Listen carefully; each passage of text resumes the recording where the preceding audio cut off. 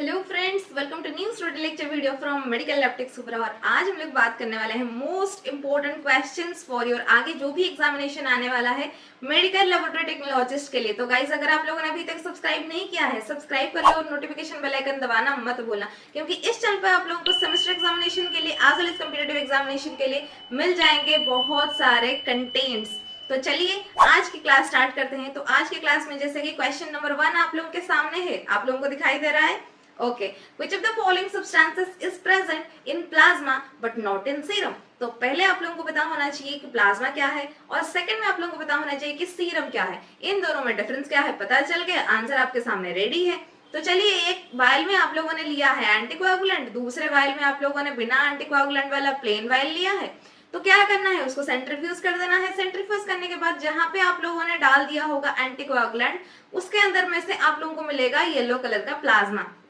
अगर आप लोग सेंट्रीफ्यूज करोगे you will get the plasma here.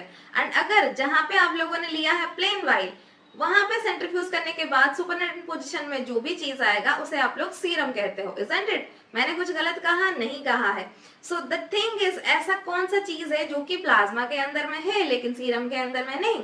तो प्लाज्मा में ऐसा कोई चीज है, क्योंकि हम लोगों ने एंटीकोएगुलेंट ऐड कर दिया है, तो क्या नहीं होगा, एंटीकोएगुलेंट यहाँ पे बिल्कुल नहीं होगा। तो अगर कोआगुलेशन यहीं पे नहीं होगा तो कोआगुलेशन के लिए जो चाहिए कोआगुलेशन फैक्टर वो भी यूज नहीं होगा यहाँ पे। टेक द लॉजिक, ठीक है? कोआगुलेशन अगर नहीं हुआ तो क्लॉटिंग फैक्टर जो भी चाहिए होंगे वो भी यूज नहीं होंगे, इजंट इट? तो इसका मतलब क्या हुआ, प्लाज्मा के अंदर में आप लोगों को मिल जाएगा क्लॉटिंग फैक्टर। क्लॉटिंग फैक्टर का नाम क्या है बता दो, थोड़ा सा कमेंट सेक्शन में मुझे जल्दी से बता दो कि क्लॉटिंग फैक्टर का नाम क्या है। क्लॉटिंग फैक्टर का नाम है फिब्रिनोजेन, जो कि क्लॉटिंग फैक्टर का नाम है फिब्रिनोजेन, जो कि आपका प्लाज्मा के अंदर में है लेकिन सीरम के अंदर में नहीं। क्यों नहीं? क्योंकि सीरम के अंदर में वो यूज हो गया है ना, वो कहां से आएगा? ठीक है, गेटिंग माय पॉइंट? तो ये सारे जो भी डिफरेंट ऑप्शंस, अदर ऑप्शंस आप लोगों के सामने आ चुका है। ग्लोब्यूलिन्स हो, फिब्रिनोजेन हो, एरिथ्रोसाइट्स हो, इनऑर्गेनिक आयंस हो। Globulin is a kind of protein that is present in your blood, आप सबको पता है। Fibrinogen is the clotting factor, ये भी सबको पता है। एरिथ्रोसाइट्स रेड ब्लड कर्पस्कल्स, इसके बारे में बताने की जरूरत है ही नहीं। आप लोग मेडिकल लेबोरेटरी टेक्नोलॉजिस्ट हो, आप लोग ब्लड से खेलते रहते हो, erythrocytes will not discuss this. And last one is your inorganic ions. Organic and inorganic ions both are present in our body. So इसीलिए according to the question, plasma के अंदर में क्या होगा? प्लाज्मा के अंदर में होगा आपका फिब्रिनोजेन। किसी को कोई डाउट, किसी को कोई प्रॉब्लम है? बता दो जल्दी से, मुझे कमेंट सेक्शन में बता दो। अगर नहीं है चलते हैं आगे क्वेश्चन के पास, ठीक है? बढ़िया लगा? तो ऐसा कहते हैं ना, सीरम प्लस फिब्रिनोजेन क्या हो जाएगा? क्या हो जाएगा? गलत मैं स्पेलिंग लिख चुकी हूं, अगर आप लोग चाहो तो थोड़ा सा उसको फिर से हम लोग ऐसा कह सकते हैं, plasma minus fibrinogen. Plasma minus fibrinogen is equal to serum. हुआ? क्योंकि सीरम के अंदर में फिब्रिनोजेन नहीं है, बिकॉज क्लॉटिंग फैक्टर है, यूज हो गया है इन द क्लॉटिंग ना, कोआगुलेशन हो चुका है। चलिए चलते हैं नेक्स्ट क्वेश्चन। आंसर देख रहे हो, fibrinogen is present in plasma but absent in serum after blood is allowed to clot. Fibrinogen is used to form fibrin and so not found in serum. Clear? Is it clear? चलते हैं next question के पास। Next question आप लोगों के सामने दे चुके हूँ।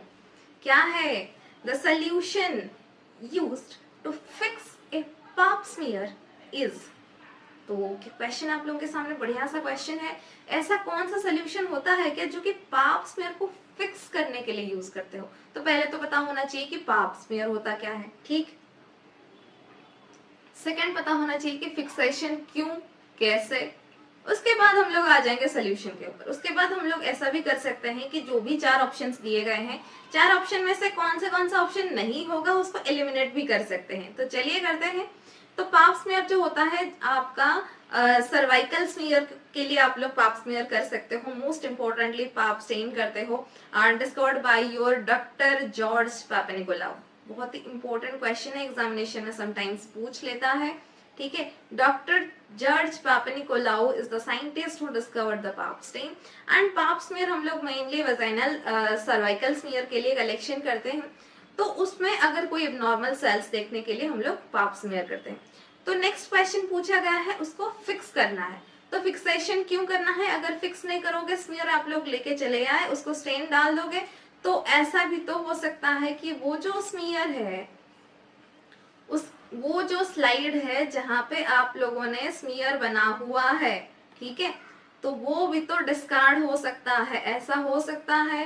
Tell me yes और नो, ऐसा हो सकता है? बिल्कुल हो सकता है।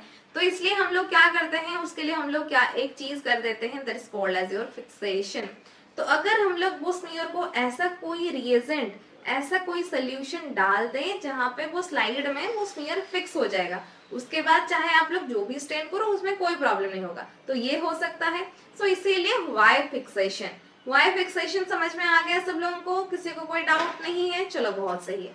नेक्स्ट क्वेश्चन इज फिक्सेशन करते कैसे हैं। नेक्स्ट क्वेश्चन इज फिक्सेशन करते कैसे हैं, तो कौन सा सोल्यूशन हम लोग यूज करें। अगर हम लोग आ जाएंगे यहीं पे ऑप्शंस के ऊपर, ठीक है, राइट स्टेन एक है, दूसरा है हीमोटॉक्सिलिन, साइटोस्प्रे है, मिथिलिन ब्लू है, चार टाइप का स्टेन आप लोगों के सामने यहीं पे दे दिया गया है।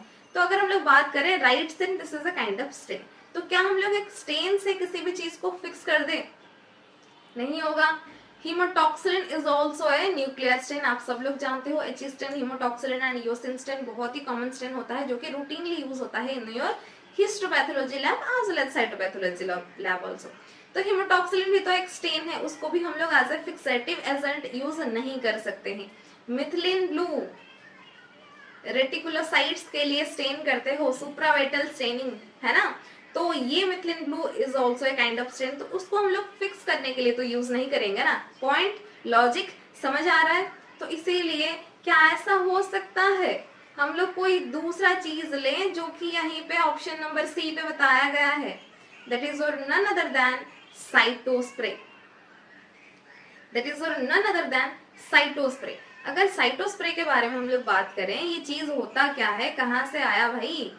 साइटोस्प्रे जो होता है उसके अंदर में कुछ ऐसी चीजें होती हैं जो कि आपके स्मीयर को फिक्स करने में हेल्प करता है, जो कि आपके स्मीयर को स्लाइड के अंदर में फिक्स करने में हेल्प करता है। Rapid high quality of fixation you will gate, ठीक है।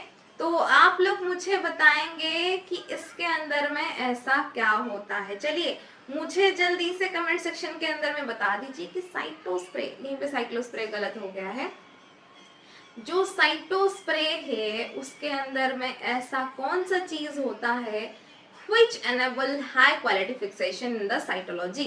ओके चलिए चलते हैं नेक्स्ट क्वेश्चन के ऊपर। नेक्स्ट क्वेश्चन जो है वो आप लोगों के सामने ये क्वेश्चन दिखाई दिया। क्वेश्चन नंबर 3 आप लोगों के सामने बहुत ही बढ़िया से, बहुत ही अच्छा सा सवाल है। तो क्वेश्चन पूछा गया है, the site of the specimen, the site of the specimen must be written on a swab container।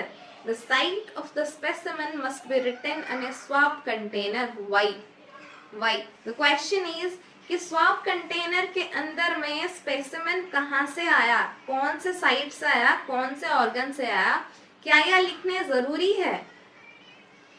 Option में आप लोगों को बताया गया है to warn staff, to warn actually to warn staff about a possible pathogen only if time permits, it is always in the requisition to determine suitable agar and atmospheric requirements to determine the fee।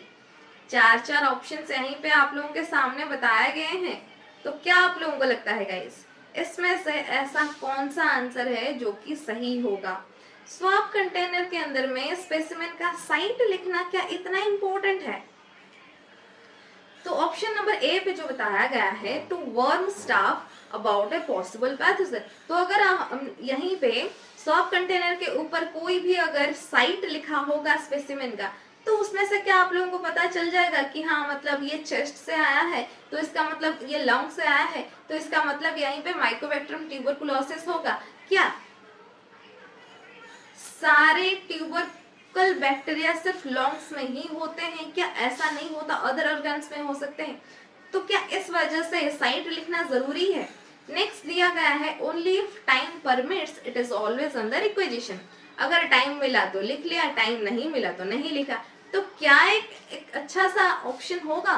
या फिर to determine suitable अगर and atmospheric requirements, यानी swap containers कहाँ से specimen आया है, उसके लिए कौन सा अगर लगाना है, उसके एटमॉस्फेरिक रिक्वायरमेंट्स कैसा होगा, उसी हिसाब से हम लोग उसको स्टोर करेंगे, टेस्ट करेंगे, जो भी करेंगे उसी हिसाब से करेंगे। एंड लास्ट ऑप्शन में बताया गया है आप लोग को टू डिटरमिन द फी, यानी कि अगर ये वाला लॉन्ग से 100 रुपीज, किडनी है 50 रुपीज, आय से आया है 45 रुपीज, क्या ऐसा हो सकता है? टू डिटरमिन द फी आप लोगों को साइट लिखना जरूरी है। 4 डिफरेंट एंगल से ऑप्शन बताया गया है गाइस, आप लोग यहीं पे देख सकते हो। तो क्या आप लोगों को लगता है इस क्वेश्चन में कौन सा आंसर जो है वो सही हो जाएगा? कि हाँ मतलब इस वजह से site of the specimen must be written on a swab container. I hope आप लोगों ने कमेंट सेक्शन में अभी तक आंसर कर लिया होगा। तो नहीं किया है, बिल्कुल कमेंट करो इस क्वेश्चन का आंसर। बहुत ही एनालिटिक क्वेश्चन है ये। देख रहे हो आजकल के एग्जामिनेशन में ऐसे क्वेश्चंस पूछे जा रहे हैं जहाँ पे आप लोगों के पास कंटेंट तो भरा पड़ा है, नॉलेज तो है आप लोगों के पास, लेकिन उसको यूज करके कैसे दिमाग, ये आपको सिलेबस आप लोगों ने सब लोगों ने पढ़ लिया है, बट जितना एनालिसिस करोगे तब जाके इस क्वेश्चन का आंसर कर पाओगे। Getting my point? तो अगर साइट के बारे में हम लोग बात करें, कौन सा साइट से लिया गया है, it will help us to get a suitable agar as well as उसी एटमॉस्फेरिक रिक्वायरमेंट के हिसाब से उसी ऑर्गन से जो भी आया है उसको अच्छे से स्टोर करना है, उसके बाद ही जाके हम लोग कर सकते हैं ना कुछ भी टेस्ट। तो वो वाले स्वैप कंटेनर को कैसे किस हिसाब से रिक्वायरमेंट से स्टोर करना है उसको जानने के लिए हम लोग को क्या करना होगा, स्पेसिमेन का साइट जानना बहुत जरूरी है। So that's why option number C will be the correct answer of this question. I hope किसी को कोई डाउट नहीं होगा। अगर है बिल्कुल कमेंट डाउन। अगर आप लोग मुझे इंस्टाग्राम पर फॉलो भी करना चाहते हो बिल्कुल कर सकते हो, डिस्क्रिप्शन में मैंने लिंक दिया हुआ है। अगर ऐसा ही आप लोग चाहते हो कि मेरे साथ लाइव सेशन पे आप लोग मेरे साथ जुड़ सको तो भी आप लोग मेरा लाइव सेशन अटेंड कर सकते हो। एप्लीकेशन सुभ्रास बायोलॉजी एप्लीकेशन का लिंक मैंने डिस्क्रिप्शन में दे दिया है, आप लोग प्ले स्टोर से बिल्कुल डाउनलोड कर सकते हो, मेरे से 1 to 1 कनेक्ट कर सकते हो, लाइव सेशन अटेंड कर सकते हो, प्रीवियस ईयर के जितने सारे क्वेश्चंस उसको भी प्रैक्टिस कर सकते हो, डिफरेंट स्टेट बोर्ड के क्वेश्चन को प्रैक्टिस कर सकते हो। एंड बहुत अच्छी सी बात है every weekend you will get a test. तो वीकली टेस्ट के हिसाब से आप लोगों को बहुत ही अच्छे से फायदा मिलने वाला है। डिफरेंट सारे कॉलेजेस से कैसे स्टूडेंट्स है उसका रैंक कितना रहता है, आपका रैंक कितना रहता है, उसी हिसाब से आप लोग अपना स्टडी को और नेक्स्ट लेवल पे लेना चाहते हो तो फिर आप लोग ये सारी चीजें बिल्कुल कर सकते हो। Join to application Subhra's biology. चलिए चलते हैं नेक्स्ट क्वेश्चन पे। नेक्स्ट क्वेश्चन आप लोगों के सामने पूछा गया है an automated hematology cell count uses the principle of। तो आजकल सब लोग ऑटोमेटेड करना चाहते हैं, सारे जितने भी सारे टेस्ट वगैरह हैं, चाहे बायोकेमिस्ट्री जितने सारे टेस्ट हो, चाहे सीबीसी हो। तो जब हम लोग हेमेटोलॉजी का सेल काउंट, तो यहीं से आप लोगों को दिमाग लगाना है। हेमेटोलॉजी सेल काउंट मतलब सीबीसी कंप्लीट ब्लड काउंट, क्योंकि पहले आप लोग करते थे डीसी काउंट, हीमोग्लोबिन, हेमाटोक्रिट, ये सारी चीजें करते थे इंडिविजुअली, लेकिन आजकल आ गया है फुल्ली ऑटोमेटेड एनालाइजर जो कि ऑटोमेटेड हेमेटोलॉजी सेल काउंट के हिसाब से आप लोग जानते हो। But the question here is, आप लोग यूज तो कर लेते हो लेकिन उसके अंदर में कौन सा प्रिंसिपल होता है, क्या आप लोग गाइस जानते हो? तो अगर आप लोग ऑप्शन के बारे में देखोगे, changes in cell electrical current, colour absorption changes, high frequency sound waves के साउंड हिसाब से आपका हेमेटोलॉजी सेल काउंट यूज होता है, या फिर नेक्स्ट ऑप्शन में क्या बताया गया है आप लोगों को, अरे अरे अरे लाइट वेव स्कैटरिंग। आप लोगों को आंसर दिख गया, ये तो नहीं होना था, आप लोगों को आंसर दिख गया है। तो क्या आप लोग वही आंसर बता दोगे जो आप लोगों ने देखा है? चलिए आप लोग अपने एनालिसिस के हिसाब से मुझे आंसर बताइए, इस क्वेश्चन का आंसर क्या हो जाएगा। ऑटोमेटेड हेमेटोलॉजी सेल काउंट जो होता है वो कौन सा प्रिंसिपल को यूज करता है? ओके हुआ, कर लेंगे, कोई डाउट तो नहीं। सो इस क्वेश्चन का आंसर क्या हो जाएगा? It uses colour absorption changes, spectrophotometry spectrophotometry, सुना है ना? यस और नो? स्पेक्ट्रोफोटोमेट्री। तो इस मेथड से, ये कलर अब्जॉर्प्शन चेंजेस से, ये आपका हेमेटोलॉजिस्ट सेल काउंट जो होता है वो कैलकुलेट करता है, वो काउंट करता है। Getting my point? किसी को कोई डाउट नहीं है? चलो बहुत बढ़िया, चलते हैं नेक्स्ट क्वेश्चन के पास। नेक्स्ट क्वेश्चन जो है वो an orange color, to produce an orange color। Question ये पूछा गया है, the creatinine in serum by Jaffe's reaction what to produce an orange color। ठीक समझ में आया? ऑप्शंस आप लोगों को दिखाई दे रहे हैं, picric acid, citric acid, benzoic acid, acetic acid. चार ऑप्शंस आप लोगों के सामने बताए गए हैं। तो क्या गाइस आप लोग मुझे इस क्वेश्चन का आंसर बता सकते हो? इस क्वेश्चन का आंसर क्या हो जाएगा? जफेज रिएक्शन से एस्टिमेशन ऑफ क्रिएटिनाइन होता है, ये तो पता चल गया आप लोगों को, है ना? ये तो पता चल गया आप लोगों को। बट द थिंग इज, अगर ये ऑरेंज कलर प्रोडक्शन कर रहा है तो ऐसा कौन सा ऐसे ऑप्शंस में है जो कि आप लोग ले सकते हो टू एस्टिमेट द क्रिएटिनाइन? चलिए देखते हैं। आंसर दिया गया है यहीं पे आप लोगों को, ऑप्शन नंबर ए। तो चलिए देखते हैं कि ये ए ही क्यों हुआ। The Jaffe's reaction, creatinine in serum primarily reacts with picric acid।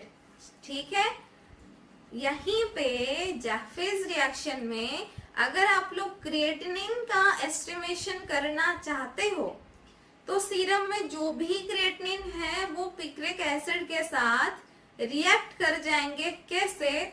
In an alkaline medium. ठीक है, primarily reacts with picric acid in an alkaline medium to produce a colored complex that appear orange red। This reaction is the basis for measuring creatinine levels in serum and the urine also। तो यहीं पे आप लोग पूछोगे alkaline medium कहाँ से आया? जैफेज reaction आप लोग करते हो टू एस्टिमेट क्रिएटिनाइन, जहां पे आप लोग अल्कलाइन एनवायरनमेंट प्रोवाइड करते हो बाय एडिंग NaOH और otherwise called as sodium hydroxide. ठीक है, और otherwise called as sodium hydroxide. This reaction is the basis for measuring creatinine levels in serum as well as in the urine. Clear? Is it clear? Picric acid हो जाएगा answer. किसी को कोई doubt नहीं है? चलो नेक्स्ट क्वेश्चन पे चलते हैं। नेक्स्ट क्वेश्चन आप लोगों के सामने क्या पूछ लिया है देख लो। Factor would interfere with the growth of a pathogen. अगर कोई भी पैथोजन हुआ उसके ग्रोथ के लिए आपको क्या क्या चीजें चाहिए, क्या क्या चीजें इंटरफियर कर सकते हैं? चलो बहुत बढ़िया pathogen, disease causing organisms, micro organisms का एग्जांपल्स ले लेते हैं। चाहे स्टेफाइलोकोकस हो, चाहे माइकोबैक्टीरियम हो, चाहे आपका कोरोना वायरस क्यों ना हो। ऐसे कौन से एनवायरनमेंट में उनको थोड़ी सी प्रॉब्लम हो सकती है? चलिए उसके बारे में बात करते हैं। Alkaline pH, acidic pH, darkness, moist environment. लोगों का ये कहना है कि ये सारी चीजें टोटली अफेक्ट कर सकते हैं। ठीक है, पैथोजन के ग्रो के लिए भी, पैथोजन के डिक्लाइनेशन के लिए भी। ठीक है, लेकिन मेनली कौन सा ऐसा फैक्टर है जो कि बहुत ही अफेक्ट करने वाला है, बहुत ही इंटरफेयर करने वाला है with the growth of a pathogen? चलिए इसके बारे में बात कर दें। तो आप लोगों को क्या लगता है गाइस, इस क्वेश्चन का आंसर क्या हो जाएगा? Which factor will interfere in the growth of the pathogen? कर पाओगे इस क्वेश्चन का आंसर? जल्दी से मुझे कमेंट सेक्शन में बता दो इस क्वेश्चन का आंसर क्या हो जाएगा। Which factor would interfere with the growth of a pathogen? तो थोड़ा सा अगर इन डिटेल डिस्क्रिप्शन के बारे में हम लोग बात करें, मेनली क्वेश्चन का आंसर हो जाएगा एसिडिक पीएच। क्यों? एसिडिक पीएच में मोस्ट बैक्टीरिया जैसे कि मेनली न्यूट्रोफाइल्स, न्यूट्रोफाइल्स कौन होते हैं? न्यूट्रोफाइल्स जो कि ऐसे organisms which grow in the neutral environment around 7.0। तो एसिडिक एनवायरनमेंट मतलब लो पीएच होता है, ये इनहिबिट करता है, it will stop the growth of the bacteria या फिर pathogens by denaturing proteins and disrupting cellular processes.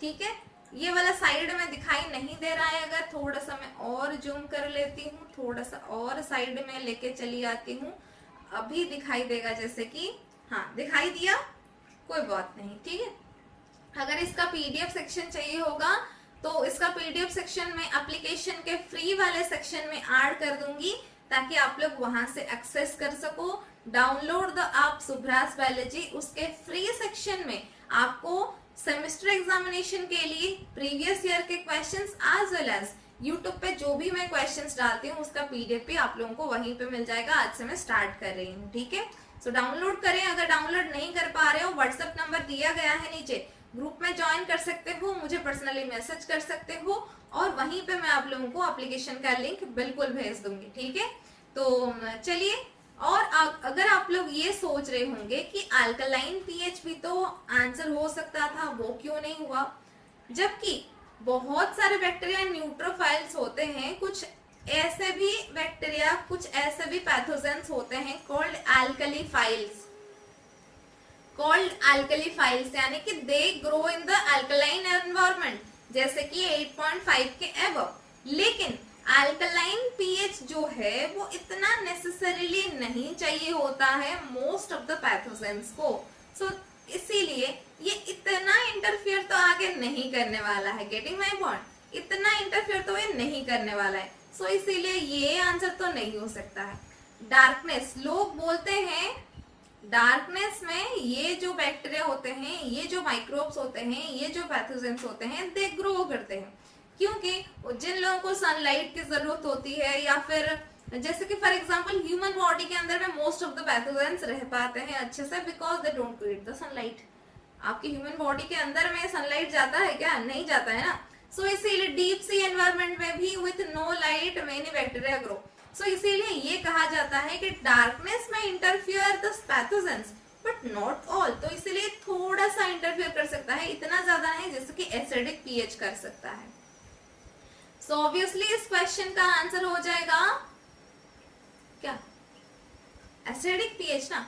Moist environment तो हेल्प करता है टू ग्रो, टू मल्टीप्लाई, तो उसके ग्रोथ के लिए तो यही चाहिए होता है, मॉइस्ट एनवायरनमेंट्स। इसीलिए आप लोगों ने देखा होगा रेनी सीजन में जहाँ पे मॉइस्ट एनवायरनमेंट ज्यादा होता है, मड वगैरह में, ये सारी चीजों में पैथोजेंस ग्रो करते हैं, है ना? Yes sir no? आप लोग तो बहुत अच्छे से जानते होंगे। चलिए, विदाउट एनी डिले चलते हैं नेक्स्ट क्वेश्चन के ऊपर। नेक्स्ट क्वेश्चन बहुत ही बढ़िया सा क्वेश्चन है, देखते हैं। एक्चुअली क्वेश्चन जो है, क्वेश्चन का कंसेप्ट जानना बहुत इंपॉर्टेंट है। अगर किसी ने इस क्वेश्चन का बैकग्राउंड स्टोरी, अगर कंसेप्ट किसी को पता हो, देन उसके लिए क्वेश्चन कुछ भी नहीं है, कुछ भी नहीं है। बता दूं मैं सही से, कंसेप्ट थोड़ा सा अगर पता होगा आप लोगों के लिए, ये वाला क्वेश्चन कुछ भी नहीं है। यहीं पे अगर दिखाई नहीं दे रहा है, मैं यहीं पे थोड़ा सा बता दूं। Distil water in a container, distil water के बाद लिखा गया है in a container. What term would describe the potassium oxalate? Solid crystals of potassium oxalate are added to distilled water. ये था डिस्टिल वाटर, इसमें मैंने solid crystals of potassium oxalate डाल दिया, ऐड किया। तो क्वेश्चन इज, यहीं पे पोटेशियम ऑक्सैलेट क्या हो गया? Solution, solvent, solute, reagent. चार ऑप्शंस आप लोगों के सामने बताए गए हैं। तो क्या आप लोग मुझे इस क्वेश्चन का आंसर बता सकते हो? तो गाइस, क्या आप लोग मुझे इस क्वेश्चन का आंसर बता सकते हो? Solid crystals of potassium oxalate are added to distill water in a container, what term would describe the potassium oxalate? तो अगर हम लोग यहीं पे बात करें कि डिस्टिल वाटर, किसी ने सपोज आप लोगों ने लिया है डिस्टिल वाटर, ठीक है, चलो ले लेते हैं थोड़ा सा डिस्टिल वाटर हुआ, इसके अंदर में प्रेजेंट है हमारा डिस्टिल वाटर, उसके ऊपर से मैंने डाल दिया इसके अंदर में पोटासियम ऑक्सलेट। ये क्या है? ये है पोटासियम ऑक्सलेट। तो क्वेश्चन के हिसाब से पोटासियम ऑक्सलेट क्या है? तो पहले आपको बैकग्राउंड स्टोरी पता होना चाहिए, जैसे हमेशा बोलती रहती हूँ, सॉल्वेंट जो है जिसका क्वांटिटी ज्यादा रहता है, जिसके अंदर में हम लोग कुछ डालते हैं, यानी यहीं पे सॉल्वेंट क्या हुआ? Distil water. जो चीजें डाला जाता है सॉल्वेंट के अंदर में जो कि थोड़ा अमाउंट में होता है, उसे हम लोग बोलते हैं सॉल्यूट। यानी यहीं पे कौन है? Potassium oxalate. और जब सॉल्यूट के साथ सॉल्वेंट मिल जाए, दोनों को मिला के हम लोग क्या कहते हैं? सॉल्यूशन कहते हैं। दोनों को मिला के हम लोग क्या कहते हैं? Solvent plus solute is equal to solution. तो भी मुझे और कुछ भी चीज बताने की जरूरत नहीं है, जैसा कि मुझे लग रहा है। और कुछ बताने की जरूरत है क्या? Solid crystals of potassium oxalate, ये आपका बिल्कुल हो जाएगा सॉल्यूट। यानी कि यही चीज तो डिस्टिल्ड वाटर के अंदर में डाला गया है ना। और आप लोगों को तो बहुत अच्छे से पता होगा यूनिवर्सल सॉल्वेंट क्या होता है। जल्दी से कमेंट सेक्शन में बताना जरा, what is the universal solvent? Water, no doubt. किसी को कोई डाउट है? नहीं, बिल्कुल नहीं, होना भी नहीं चाहिए, है ना। और अगर हम लोग रिएजेंट्स के बारे में बात करें, रिएजेंट तो रिएजेंट्स होते हैं, है ना।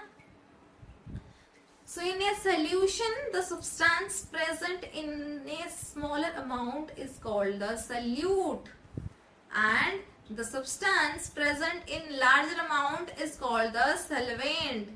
In this case, potassium oxalate is the substance being dissolved, present in smaller quantity, making it the solute. चलते हैं नेक्स्ट क्वेश्चन के पास। नेक्स्ट क्वेश्चन आप लोगों के सामने क्या पूछ लिया है, देख लो। Which gram stain reagent acts as a mordant to bind the stain? Next लिखा गया है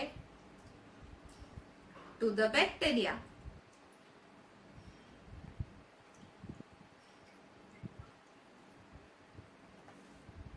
क्वेश्चन समझ में आया? क्वेश्चन समझ में आया? सबको समझ में आया? कोई डाउट नहीं, कोई प्रॉब्लम नहीं। Which gram stain reagent acts as a mordant to bind the stain to the bacteria? Lugol's iodine, Gram's iodine, crystal violet, safranin.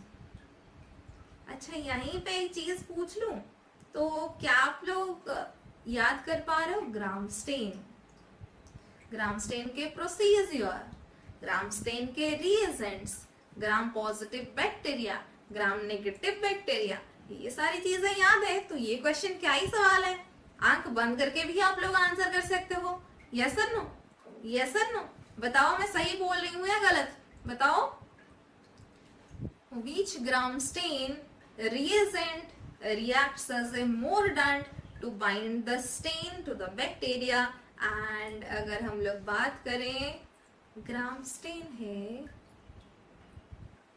क्या यूज करोगे? अगर भूल भी गए होगे, क्या यूज करोगे आप लोग? बताने की चीज है, ये भी कोई बताने की चीज है। That is your gram iodine. Yes और नो? समझ रहे हो कि नहीं? समझ में आया या फिर नहीं? टेल मी यस और नो। चल, आंसर हो जाएगा ग्राम आयोडीन। नेक्स्ट क्वेश्चन जो है बहुत ही बढ़िया सा क्वेश्चन है। क्यों? एक बार देख लोगे फिर जाके मुझे आंसर बताना, ठीक है? सही से अच्छे से सब लोग देखेंगे। For each of the following sales, यानी कि 4 ऑप्शन जो दिया गया है वो 4 सेल्स ही हैं। ये तो आप लोगों को ऑप्शन देख के भी पता चल गया होगा। Are involved in the production of antibodies.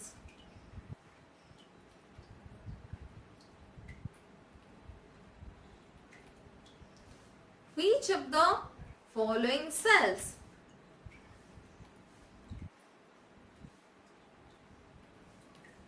Question है which of the following cells are involved in the production of antibodies?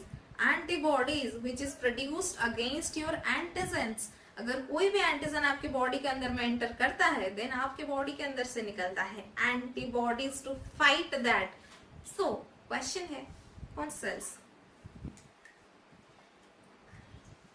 तो बताइए मुझे आप लोगों को क्या लगता है? Ganglion cells, mast cells, plasma cells या फिर लैंगरहैंस सेल्स? चार ऑप्शंस आप लोगों के सामने यहीं पे पूछा गया है. तो क्या आप लोग गाइस बता सकते हो इस क्वेश्चन का आंसर क्या हो जाएगा? बता दो मुझे इस क्वेश्चन का आंसर क्या हो जाएगा? Ganglion cells related to nervous system, mast cells related to immune system, plasma cells related to immune system, Langerhans cells related to which system? Comment में बताना जरा.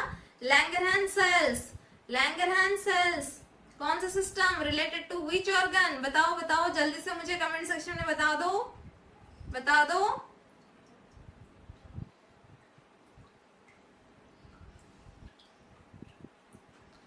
प्लाज्मा सेल्स के अगर हम लोग बात करें, these are your differentiated B lymphocytes. ये क्या है?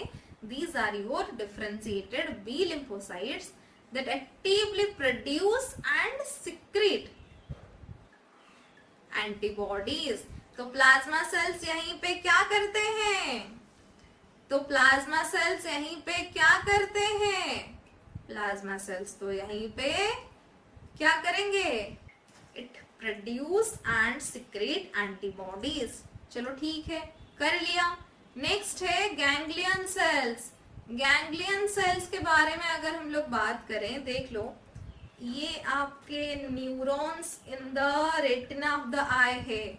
आपके आई में जो रेटिना प्रेजेंट है ना, उसके न्यूरॉन्स ये रिस्पॉन्सिबल है visual information to the brain को देने के लिए, ट्रांसमिट करने के लिए. तो ऑब्वियसली वो आपके इम्यून सिस्टम से रिलेटेड नहीं है.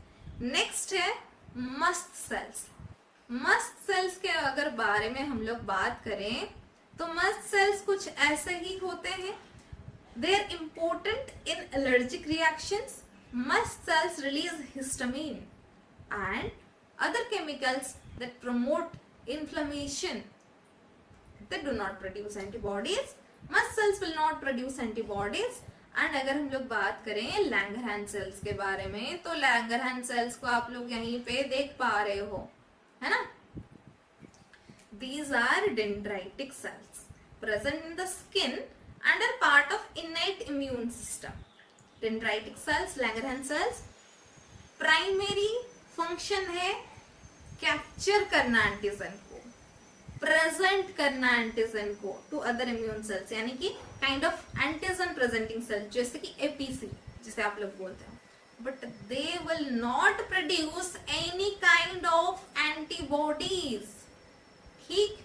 ठीक समझ आया? Okay, clear? सो इस क्वेश्चन का क्या आंसर हो जाएगा? एंटीबॉडीज कौन प्रोडक्शन करता है? Plasma cells. किसी को कोई डाउट है? नहीं है, बिल्कुल भी. Moving towards next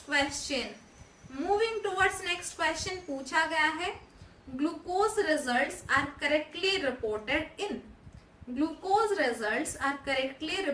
in milligram per liter, ग्राम पर लीटर, मिलीग्राम पर डेसीलीटर, ग्राम पर डेसीलीटर. बहुत ही अच्छे से आप लोग जानते हो, हर घर में डायबिटीज के पेशेंट प्रेजेंट है, हर घर में डेली आप लोग शुगर का टेस्ट करते रहते हो. But the thing is correctly report करने के लिए आप लोगों को एक स्टैंडर्ड यूनिट की जरूरत होती है. And that standard unit if you will see क्या हो जाएगा? लीटर के हिसाब से देते हो, डेसीलीटर के हिसाब से देते हो, मिलीग्राम के हिसाब से देते हो या ग्राम के हिसाब से देते हो? जल्दी से मुझे कमेंट सेक्शन में बता दो इस क्वेश्चन का आंसर क्या हो जाएगा. And the correct answer of this question is, उससे पहले थोड़ा सा बता दूं मैं, अगर आप लोग सच में लाइव सेशन ज्वाइन करना चाहते हो, ऐसे questions daily weekly 4 live classes होते हैं, अगर आप लोग उसको अटेंड करना चाहते हो तो बिल्कुल आप लोग लिंक पे जाके, प्ले स्टोर पे जाके सुभ्रास बायोलॉजी डाउनलोड करो। नहीं कर पा रहे हो, बिल्कुल व्हाट्सएप नंबर पे आप लोग मुझे कमेंट कर सकते हो, बता सकते हो, ताकि I will provide you to the link and वहीं पे आप लोग फ्री सेक्शन में ये सारी चीजें भी एक्सेस कर सकते हो। और अगर आप लोगों को कोई भी बैच ज्वाइन करना है, आप लोग बिल्कुल कर सकते हो। तो इस क्वेश्चन का आंसर हो जाएगा option number C, that is correct reporting unit for glucose results is milligram per decilitre. क्या आंसर हो जाएगा? Option number C is the correct answer of this question. किसी को कोई डाउट, किसी को कोई प्रॉब्लम, एनी प्रॉब्लम, किसी को कोई प्रॉब्लम नहीं है? नहीं है, चलो बहुत सही। तो आज के लिए हमारा जो भी 10 इंपॉर्टेंट मल्टीपल चॉइस क्वेश्चन था, पर आगे competitive examination for medical laboratory technologist, चाहे जो भी आगे वैकेंसी आई है एम्स में, आरआरबी में या फिर आईसीएमआर में, तो आप लोग ऐसे क्वेश्चंस प्रैक्टिस करते रहोगे, देन आप लोग देखना कि कैसे सिलेक्शन नहीं होगा। उसके साथ साथ सेल्फ स्टडी और टेक्स्ट बुक के कंसेप्चुअल थिंग भी पढ़ना बहुत जरूरी है। चलिए आज के लिए बस इतना ही, फिर मिलते हैं इन द नेक्स्ट क्लास, जहां पे हम लोग बात करेंगे नेक्स्ट इंपॉर्टेंट एमसीक्यूज के बारे में।